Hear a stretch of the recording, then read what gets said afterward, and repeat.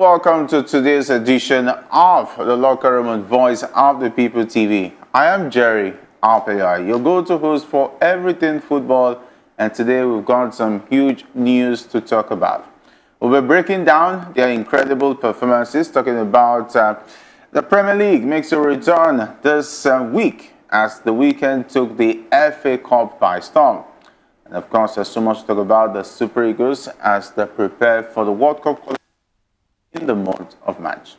And of course, joining me today are James and Mayowa, who are ready to discuss the impact of this very interesting news as far as the Super Eagles is concerned, the coaching department, and of course, the Premier League fixtures for tonight.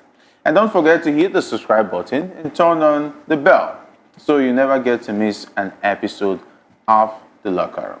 All right, James, it's great to have you once again join us on Locker Room. A very good evening to you, Jerry, and also to our viewers. Good evening. A beautiful day to talk football. And yes, we are here with all the dramas and all the gist, and it's a good one. The transfer market is currently bustling, and we are seeing moves from clubs, moves that we are expecting and moves we are not even expecting.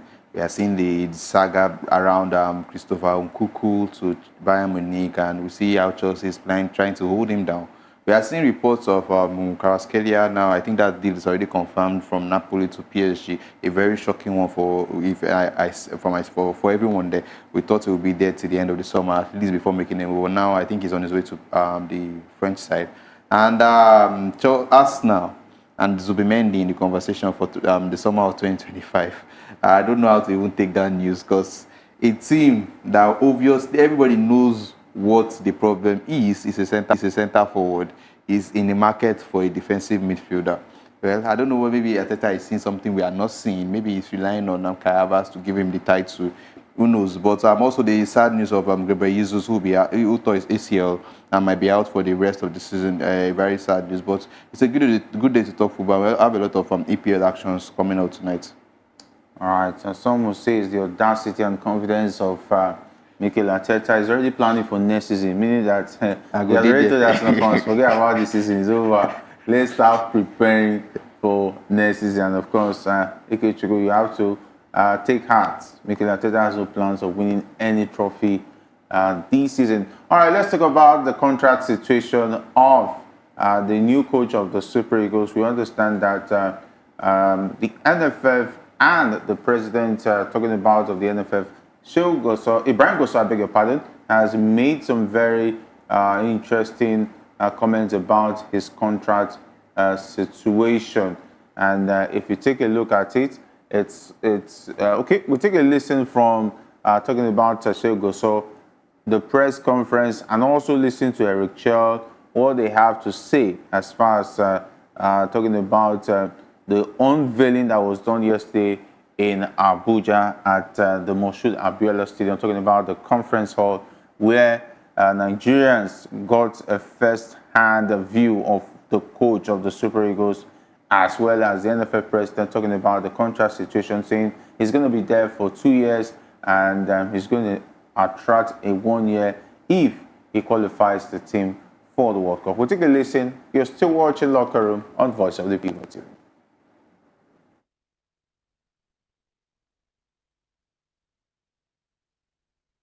Of additional 1 year if you qualify of the World Cup. So, and the issue of the remuneration is inserted there in the contract is a highly confidential issue, which Eric is going with 3 assistants. It's going to work with here in Nigeria. And then, we have some other two coaches that are here working with the champions that are going to the country because we need to take our own people to make sure that at least they have good interaction to see how they can support him to understand the mentality of our Nigerian as well as the Sports Commission. We are ready to give him all that he required for him to execute his job diligently without any hitches. And I know we are going to get the result. So on behalf of the Nigerian Football Federation, Eric is coming with 3 assistants. Eric is not the one that selected these players to be in charge, but we just have to mandate him to be part of the team so that he see what they are doing, give all the necessary support they needed for him to support them, And then from there, he can watch what is going on and see how he can get some of the players that qualifies us to the World Cup. So, and the issue of the remuneration and the rest of it is inserted there in the contract. It's a highly confidential issue, which between we and the coach.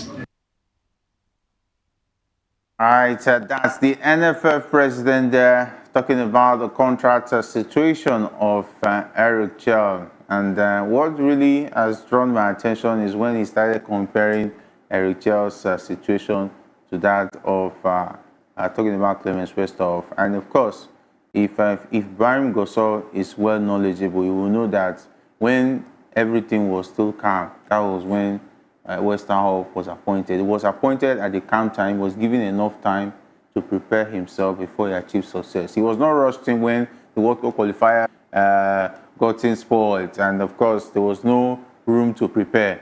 He was not given a press conference 2 years contract, which I still doubt that this NFF move in giving him a 2-year contract. I think that's dangerous if you ask me, but it is what it is. It is what anything that comes out of Gusau's mouth, I don't know.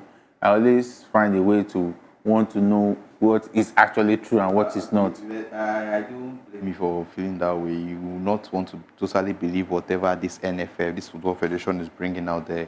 You will surely have your reservation about everything they come out to say. When the news broke out, the first, what made it out was it's going to be there for 6 months. I think it was till October or so. October, what it was about 10 months. 10 months or so, about till October, and they'll be earning about $50,000.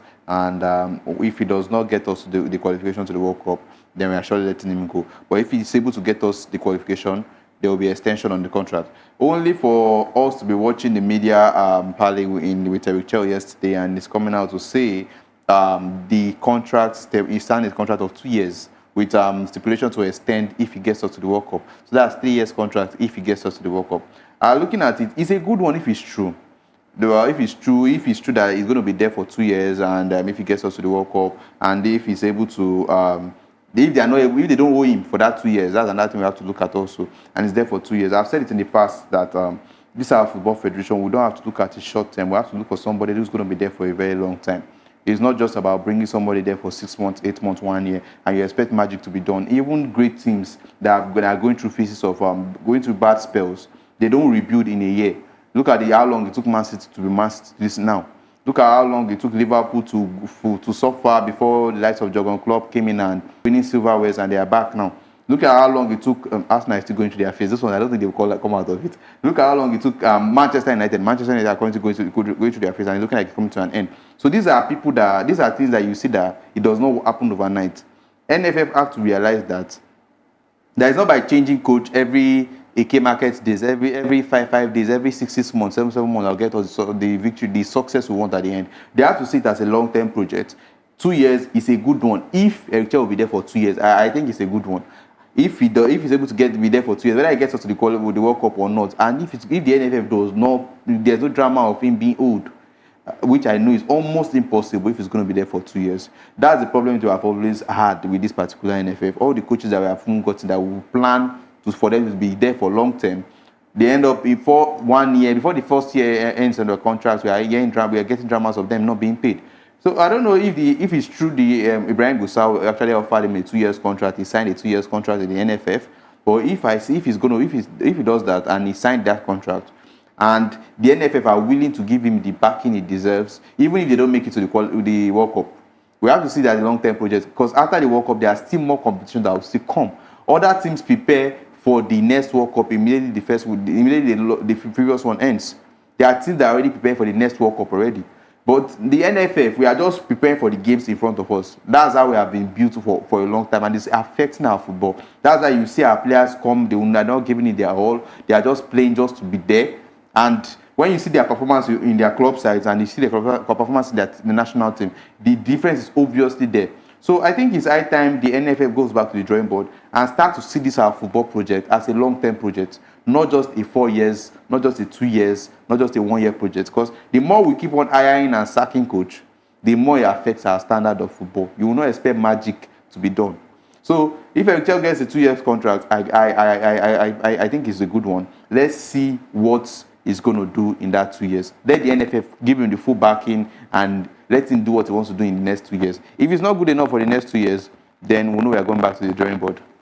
All right, we understand that Mayowa is with us. Okay, the man who has been choosing Eric Chelle, according to the NFF, has been given a 2-year contract and is going to attract a further year if he qualifies the team for the World Cup. Let's not forget the World Cup is going to be in 2026. They will have to first start with beating Rwanda at the Amahoro Stadium in the month of March. But he's also going to be on the supervisory role as far as the CHAN team is concerned, according to Ibrahim Gusau Maiwa.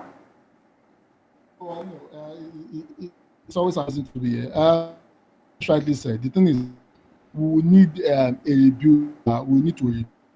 As it is now, it's not certain that we'll go to the World Cup, and we need to start putting our house in for us to be able to, do better in the next World Cup. For us to start in the 2030 World Cup. I think Gusau should probably go and look at history.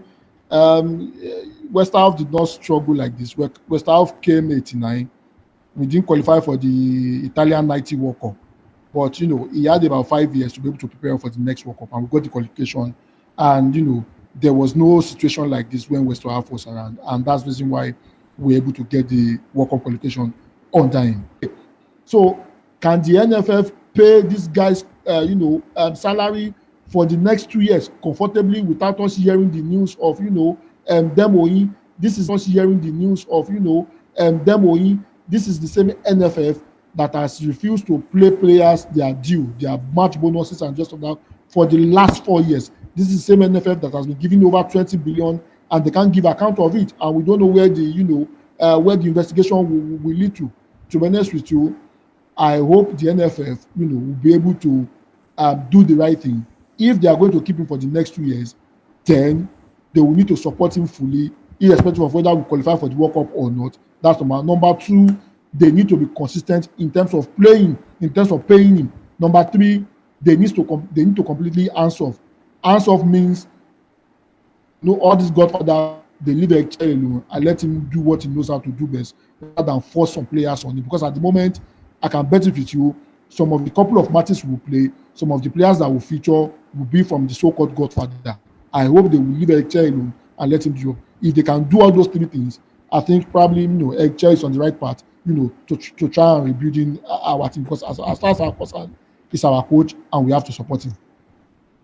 All right, he's been offered a 2 years contract and a further 1 year if he qualifies for the World Cup. And it seems like the NFF president has forgotten that qualifying for the World Cup is no longer in the hands of the Super Eagles. If the Super Eagles win all their next games and those in 4th, 2nd win their games, automatically the Super Eagles is out of the equation. So it's not about whether they qualify, it's whether the other teams will drop points, as the case is.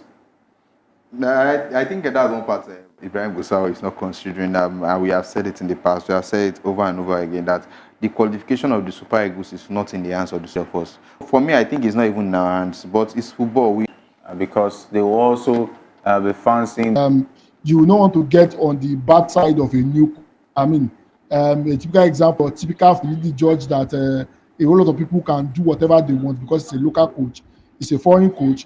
Probably the NFF probably give him the backing. The NFF probably give him the backing that he deserves. So definitely, you would expect a whole lot of our internationals to be singing the praise so that they can be able to enter. So that he can be able to have a space in his team.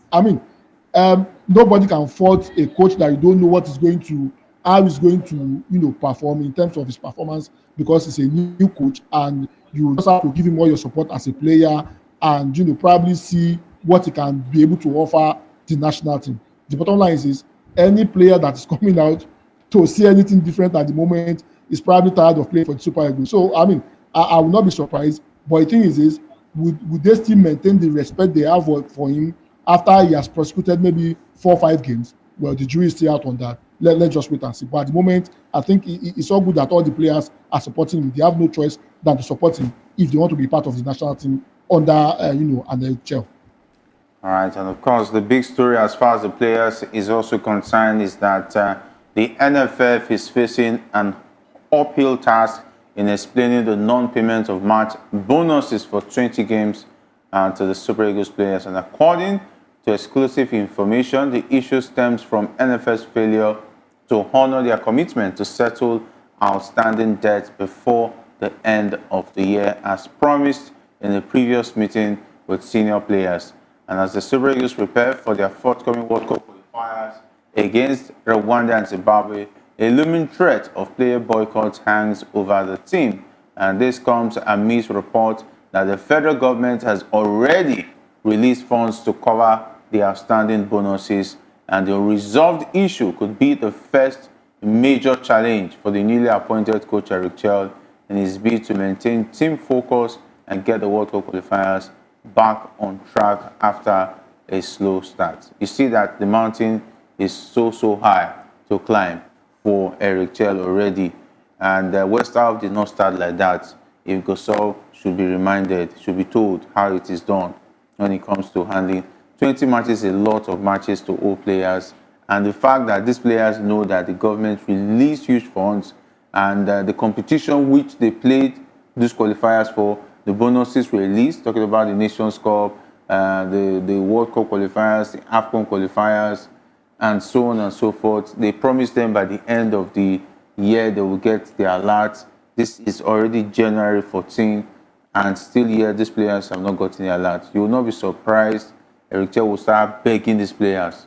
Imagine starting by begging these players to come and play for the national team. This NFF, their drama is just too much. You are buying a machine to come and work when you don't have the laborers that will operate the machine so that the machine works.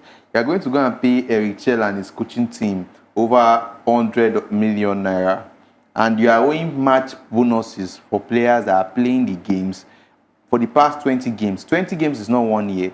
20 games in a year, I don't think they play up to 20 games for the national team. So 20 games is about 2 years.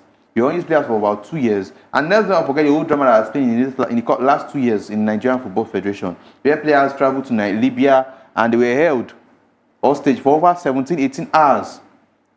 And you're still owing them for all those bonuses. They played under the harsh weather in Ivory Coast. They were able to manage and get to the finals, and they were close to winning this trophy.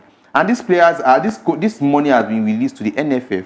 What's going on? Players are playing for 20 matches. And they have not gotten their bonuses. This is not the first time we are hearing this. This is not the second time. This will not be the last time. We'll still keep on hearing this every year from the NFF. What plans are they putting in place to make sure this thing comes to an end? You don't expect the players to, if a player goes online to go and say he has been playing for Nigeria for the past 20 games, he has not been paid, you will still see Nigerians that will go and insult the players for coming out to call out the NFF. That's how the country has. That's how we have been programmed in this country. Looking at it, you don't expect players to be working and you're not paying them. They are playing under harsh conditions. They are coming and getting injured in national teams. We saw it with Chukwueze, we saw it with Marafa Onyedika, we saw it with different players that have come out to play for Nigeria, and you will still owe them bonuses. And these players, the annoying thing is that the money has been released by both CAF, FIFA, and even the Nigerian Federation, Nigerian government. And you cannot tell me that for the past 20 games, you cannot pay these players. Whereas you are going out there, you are traveling to England that time to go and meet one coach that wowed you with Leon Balogun. He wants to build the team around Leon Balogun. You went to, where was that? France, to go and see Moses Simon, who had surgery on his leg for his injury then. Whereas you are owing these players for money for over 2 years. So looking at it, this is a drama that will not end. When we were talking about Eric Chelle getting a 2 years contract, I was saying it's a good move. But if the NFF will not give him the full backing and the NFF will not owe him for the next 2 years, it's a good move. But if they are owing him and they are not giving him full backing, let them allow him go back to FC Oram. MC Oram. They are missing him. He took a pay cut. Even if the pay cuts they give, he lets him be working there. Looking at it, as annoying as it sounds, you don't expect these players to be giving it their 100% when you are owing them 100. Over 2 years. But looking at it, please let not boycott the World Cup qualifiers. Yes, NFF, no try. But if you boycott one game in the World Cup qualifiers, you are automatically out of it. So let's just play, and we, the media, will be dragging the NFF from left to right and see. Maybe God will touch their hearts and they will pay the money. But owing players for 2 years, come on. See, had it been the money is not available, It's a different thing. it's a different thing. But the case that these players understand that after collecting the money from FIFA and CAF, the presidency, the government still say, no problem, you've eaten that one, no problem. We will still make money available.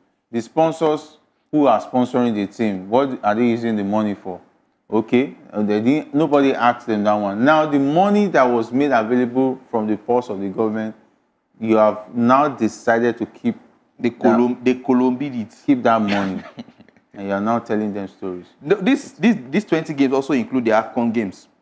These 20 games, if you want to count it from, I'm not sure they have played up to 20 games since AFCON. So definitely the games that they played in AFCON is also involved. A team that went to the finals and almost won. You are owing them for that competition. Haba. All right, it is what it is. Okay, let's hope and that things will turn around for the better. But Mayowa, taking a look at the fact that the players are still asking for their bonuses and matches around the corner, this is not a good sign or a good way to start for Eric Chelle. Well, the thing is very simple.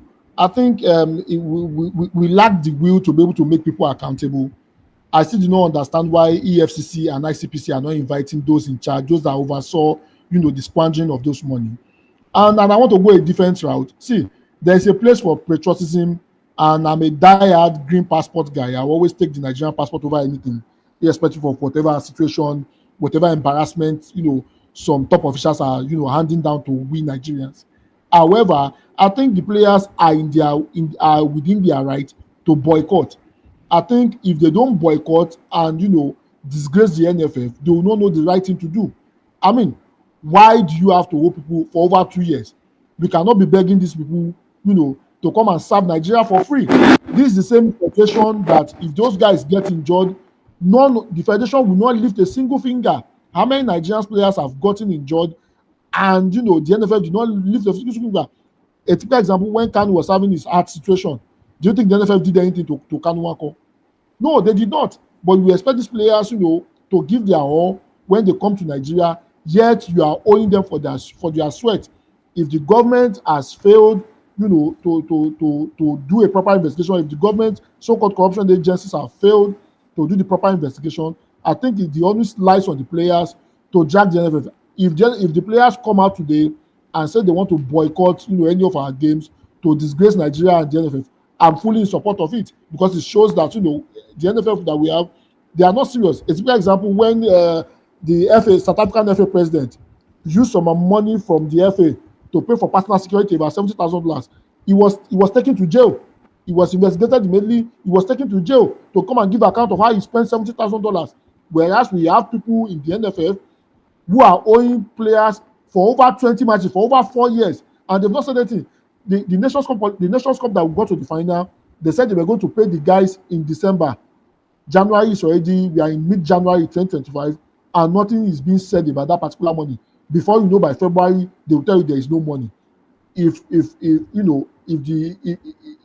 people in authority cannot hold people in NFF to account, I think the players should do it themselves. And I hope Nigerians will not come for the players when they decide to boycott matches, because it's so unfair that you owe people for their sweat for over 4 years and you'll be gallivanting all around with taxpayers' money. It doesn't make any logical sense.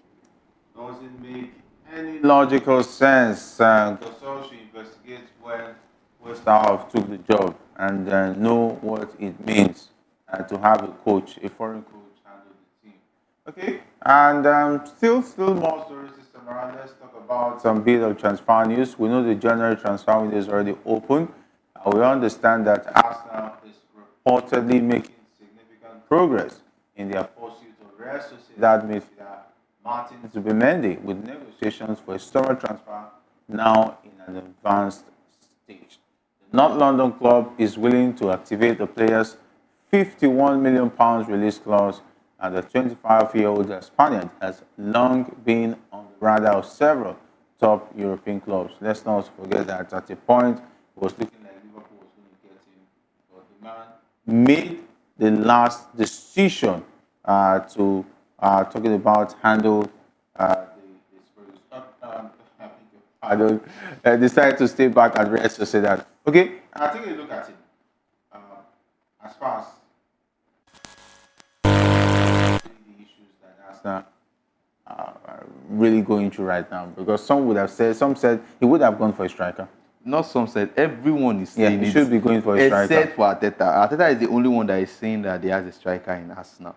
And every football lover out there, minus banter, minus anything, if this Arsenal side has a good centre forward, I think they'll be competing for all trophies. Because looking at the midfield, it's not bad yet. I think Thomas Partey, Jorginho, Declan Rice, Merino can still give you 2-3 good seasons from what they have currently. So going to get a Zubimendi, whereas you don't have his number 9 currently that is fit. I see it as a waste of option for now.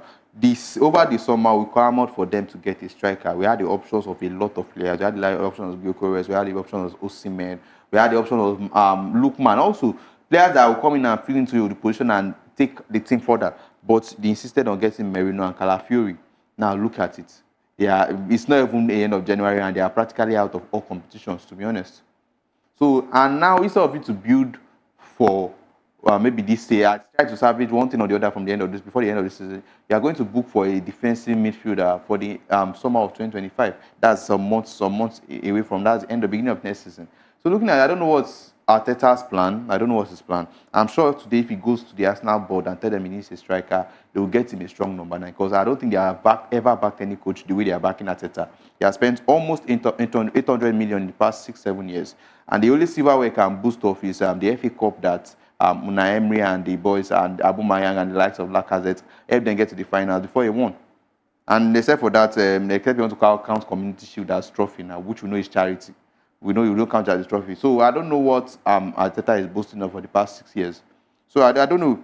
Getting a striker should be one thing that should be his number 1 target and not Zubimendi. Zubimendi is a good player for the future, but for now, I think the striker's role is more important for them. All right, so Maiwa, just about when you thought you knew it all, Arsenal made a big decision, and they say that Martin Zubimendi is their major issue right now. I believe they signed Declan Rice in that position for about £100 million. And they're not playing the same position. Okay, and now they want to add £51 million to the spending. And Thomas Partey is also, of course, a defensive midfielder. And they believe that adding Zubimendi to that park is what they actually need ahead of talking about. That means they're already telling the Arsenal fans they are not interested in winning anything this season. Or maybe something will happen. I don't know. Well, the answer is very simple. When they asked Arteta the other time, he was counting Community Shield as a trophy. He has won Community Shield, so I mean he has won something. You know, yesterday when I was signing out, I said that Arteta should go to Rugby. A lot of people thought I was joking. I think he needs to visit that place. And on a very serious note right now, the thing is Arteta, stubbornness is what is pushing us now to the brink. And the honest truth is this: I don't think he has it in him to be able to get Arsenal over the line. Arteta can be in Arsenal for the next 10 years, and they will not drop out of the top 4, but they will not go beyond, second. And just second will be their, and it is because Arteta is very stubborn. Why don't everybody knows that Arteta needs a striker? Osimhen was roaming around. If you cannot get Osimhen, there's a Victor who is in Sporting. You decide not to get him. There are other top strikers that you could have gotten that probably put you in a better position to be able to compete. At the moment, they are not in the EPL race. If anybody is telling you they are in the EPL, the person is just deceiving Arsenal guys. They are not in the EPL race. Champions League is neither here nor there. All the cup competitions, well, probably they can pull off a surprise against Newcastle in the second leg. Maybe, I don't know. I doubt if that will happen. As it is, they are not going to win anything this season again. And the reason for that is because of Arteta's stubbornness. A lot of people have come out to say probably it's the board and just that. I don't think so. From what I've seen so far, the board has been in support of whatever Arteta wants. That's the reason why they paid over £100 million to get a Declan Rice. If you had requested for a top striker, they would have given you a top striker. You cannot compete with an inconsistent Kai Havertz with an inconsistent Gabriel Jesus, with an inconsistent Martinelli, with an injury-prone Saka, you cannot compete with those players and think you have players that can get you anywhere. If Arsenal wants to get anything tangible, if Arteta wants to, go over the line, he needs a striker that can guarantee at least 25 goals a season. All right. And strikers who can score 35 goals are not No, are not much in the market, and we still have strikers they that are can. not 50 million pound strikers. You know this Arsenal team. This Arsenal team don't even need to have the best of the best strikers in the world for them to find the back of the net. Because we have known Arsenal over years. They do all the hard work and they are finding this. Whoever is the point man, it's just to just tap in or find the goals. So you not tell me that the likes of Vlahovic or Benjamin Šeško or Alexander Isak or Victor Isak Gyökeres or look at these players are going to come into the Arsenal team and they are going to bag you at least 20 goals in the EPL. It's guaranteed. These players are going to get you 20 goals. Instead, you'll be right to... The fact that, when I lost all credibility or every match, I lost all respect for... Let me just say the respect for Arteta was the time he decided to go and buy Kai Havertz from Chelsea. A Chelsea player that Chelsea bought, used him for 2 seasons, and they saw he could not cut it in the EPL. They wanted to offload him. And it's not that they even bought him for a cheaper rate. They bought him about 65 million. And he was thinking he would be able to rejuvenate his career, rebrand him, or make him much better. Now look at him. Look at the chances he had against Manchester United over the weekend. If he had converted at least one of those chances he had, he wouldn't have gotten to extra time. We will not be talking about the penalties they lost. If they had a centre forward in that game, it would not have gotten to extra time. So I think Arteta just needs to just fall back and decide to get a centre forward. You cannot rely on Kai Havertz. And now Gabriel Jesus is out for the rest of the season. Yeah. He wants to rely on Kai Havertz alone. Till the let's see. Yeah, we've heard that they're interested in Vlahovic, the Juventus striker, but I don't know whether Juventus will want to let him go at this time of the season. No, at this point, there are reports that Thiago Motta, things are not working out between him and Thiago Motta, and Thiago Motta is ready to let go of Vlahovic. If they can get Vlahovic, I think it's a good option. He's an experienced striker. He has been able to show himself in the world stage that he can find the back of the net. And looking at that Arsenal team, I've said it before, you don't need to be the best of the best. Once you have the team is complete on their day, surely you find the back of the net. It's just a little upgrade of Gabriel Jesus. Vlahovic sometimes. No, don't even put them in the same conversation. Don't even do it. Please. From Gabriel Jesus. Let's talk about Chelsea manager Maresca has affirmed that Christopher Nkunku remains an integral part of the team this season, despite ongoing links with PSG and AC Milan. Maresca is clear that Nkunku is fully committed to Chelsea and will not be sold to any other club. I remember that Nkunku was complaining that he was not getting playing time, though he started getting it. And the Chelsea fans are not satisfied with what he's bringing to the table. What is actually wrong with Christopher Nkunku? He was doing very well out there in the German Bundesliga. He came to Chelsea, injuries back and forth, and he has not been able to replicate that form in the Premier League. Well, the thing is, it's not the first player to have struggled, in their first stint in EPL. Now struggled in his first Chelsea. Chelsea. Gyökeres that we of us are talking about coming back to the EPL again, struggled while he was in Brighton. So I mean, it's not the first time that players will struggle. I think he's been finding it difficult to be able to settle, and also, apart from the fact that when he came in, he got injured.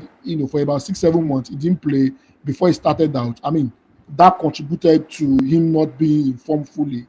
Also, another thing is there's a lot of competition for spaces in that particular team. I mean, you cannot have a player that's come back from injury, play regularly when you have players that are in form. So definitely, it's going to take a whole lot of time before he gets back his groove. I think Maresca needs to just trust him more. If it shows a sign in training, because I mean, the only way he can be able to get an opportunity to play in a match day is his performance, during their training session. If he's able to, do well in training and is good enough in their training session, then probably will get the opportunity. Also, when he gets the opportunity, he needs to start grabbing them by 2 hands. A typical example is when Tosin joined Chelsea, he didn't have any chance in terms of breaking into the team. However, as it is right now, Tosin is a very crucial part of the Chelsea. He has been able to play himself, into the world of Enzo Maresca any day, anytime. I think that's what Nkuku needs to do. Anytime he gets the opportunity, because a lot of opportunity, they are they are seeing a whole lot of competition. He can prove himself in those competitions, then he will have an opportunity to be able to, Chelsea. Also at this particular Chelsea side, let's not forget they have a team that plays for the Conference League and a team that is different from what they use in the EPL. So for me, They filed the competition with Nicholas Jackson. At yes, this point in time, he was not happy he's not getting playing time, but he has been given playing time. So what is it? So he has been given a lot of opportunities to prove himself on game days, and he has not been turning up. I think I've seen him in a couple of games where he didn't even turn up in the particular game. We could barely see him in the field. The problem, when I was like telling my brother, all these players that they used to say they can play anywhere in the front, they can. This is their natural wing, their natural position. Then they focus on that particular position and they get it right. Because today, Maresca will try him as a center forward. If it does not work, you play him as a 10. If it does not work, he's trying him as a 11. So these positions, let's try and figure out the particular one. And so Christopher Nkuku is comfortable in playing. But for me, I think it's just high time they let him go. If he's not able to cut it at the Premier League team, let him just go to Bayern Munich. Let him go and join under a young coach as a company. Let's see what can happen in that particular one. If company can be able to revive his career, let's not forget, I think his best spell happened when he was at was it Leipzig? Was it so looking at it, the German league has favored him in the past. Let's see if he can go back there and revive his career, and he will be in good company in the German club. Let Maresca just let him go, and I'm sure Chelsea are still going to be in the summer market for strikers when it comes to the summer. So I think it's high time they let him go if he wants to go and get somebody better in the market. All right, and get somebody better in the market. And of course, we understand that Napoli are willing to offer Manchester United 45 million plus bonuses for the transfer of 20-year-old Argentine forward Alejandro Garnacho. However, United value the player at a significantly higher price. That's around 60 million euros. So, Maiwa, would it make any sense to allow Alejandro Garnacho leave at this time of the season for Manchester United? Yeah, he should go. Garnacho should go. I think Garnacho is another Antonio Marta making. To be honest with you, if he lay his hands on another long-term contract, it will be Marshall. See, most of the forwards we have in Manchester United at the moment, they are players where you say on their day they can perform. Those are the kind of strikers we have at the moment, and we don't need on their day, strikers. We need players that can play consistently, that can deliver consistently. Yes, Amorim has been able to turn up the heat on non-performance. If you are not performing, you don't get a shirt. However, Anthony Marshall was able to deceive about 4 or 5 managers from Manchester United and was able to stay, with over 5 managers in that same particular team. I think that is what Garnacho is doing. I don't see any consistency in him. So if a club is willing to buy him at this present time, it's high time we cash in on him so we don't make a loss as we did on Antonio Marshall, because as it is now, yes, it's going to give you some couple of games that will be fantastic and you will think, yes, he deserves to stay. However, he might have a long run of game and he will not give you anything. I will not be surprised if after the January transfer window closes, he starts misbehaving again like he usually does. So for me personally, I think he should go because it's another Anthony Marshall in the making. Wow, that's quite a tag. At least this one is fit. He does not get injured like Anthony Marshall. But but I think there's still room for improvement for Alejandro Garnacho. Let's not forget how old he is. Breaking into the scene at the age of 18 for the Manchester United side. And when you look at it, we have not had any coach that improves players. For the past, Eric Ten Hag didn't improve anybody for me. Before Ten Hag, I don't think there's any coach we have had that improved any player. So Kobe Mino. Kobe Mino has not. Kobe Mino has been the same talent he was from the Fidas team. He's just somebody that plays more than his age. So I think that's why it's not obvious for Kobe Mino that anybody will come for him. We have many times at the likes of Arigan Luganacho, when you watch his game, you are seeing his decision making when it comes to the final third. It's not it. But for the last 2-3 games where he has come on, where he started, I think there have been difference in those particular games. So if Amorim decides to keep him until the end of the season, I think there's still chance for improvement on that particular one. He's still I think he's still 20. So he still has a lot of time to improve. If at the end of the day, Napoli comes with a very good offer for him, definitely we have to let it go. We have to let him go. But I don't want to put him in the same bracket with Anthony Martial. Anthony Martial at this point already showing us a glimpse of injuries that we're expecting in the future. So let's just see. I think it's left in the hands of Manchester United if they can let him go. And obviously, I know Amorim want to get somebody better than Alejandro Garnacho, but I think he's still a young talent and he's somebody that can still improve in the future. All right, I hope they won't regret letting him go. Okay, and let's talk about the fixtures for tonight, the Tuesday Premier League fixtures. League leaders Liverpool look to avenge their lone defeat of the season when they return to Premier League action tonight, visiting a Nottingham Forest side that has emerged as a surprising title challenger. And back in September, Callum Hudson-Odoi's 72nd minute winner at Anfield completed what was the most shocking result of the season to date, a 1-0 Forest victory. And the surprise has worn off in the month since in the Trees' first full season under Nuno Espirito Santo. This is a coach who was struggling at Tottenham Hotspur. All of a sudden, he has made Nottingham Forest a challenge for the top four, and of course, Sommer and his lot has said that they are also challenging for the Premier League title. For Nuno Santos, I don't think there's any reason for anyone to be surprised. When you look at the spell he had at Wolves and what he was doing at Wolves before they had a poor run and it was let go because of the run of form. And if you see the period he had at Wolves were finishing in the first quarter of the first half of the league every season. So looking at it now that he's back and he's doing it with another team like Nottingham Forest, in Nottingham Forest he has the talent, he has the full backing of the boards. And let's not forget the amount of talent they have in that particular bench. They have players, to the fact that players like Taiwo Awoniyi are fighting to get a starting shirt shows you how much talent they have in that particular squad. And yes, he has the tools and he has the backing of the board.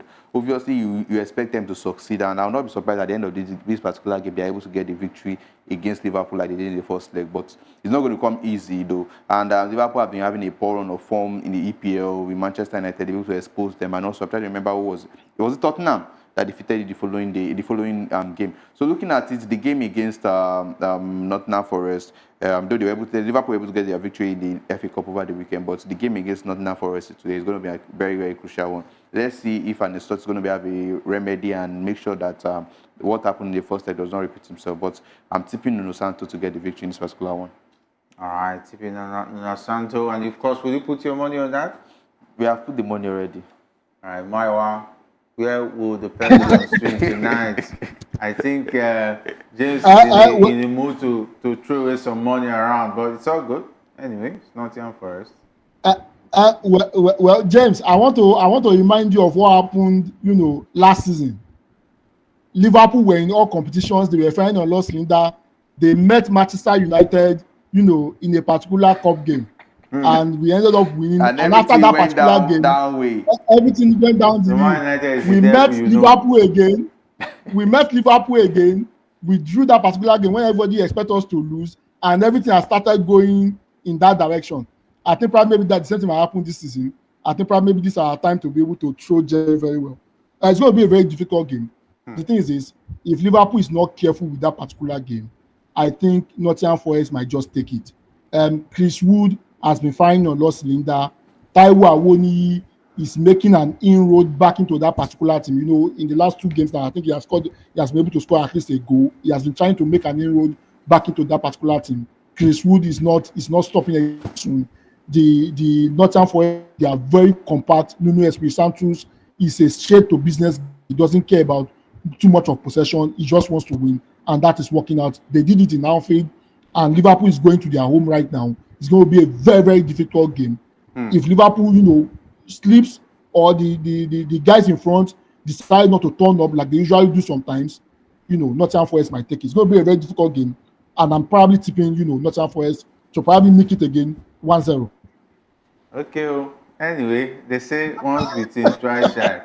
They say lightning does not strike twice at the same place. But anyway, I believe the players would have learned their lesson from the first loss, and on the back of the results in the Carabao Cup and their last game in the Premier League where they played out the draw, they should be able to learn from all of those mistakes going into this one tonight. And let's not forget that City will take on Brentford.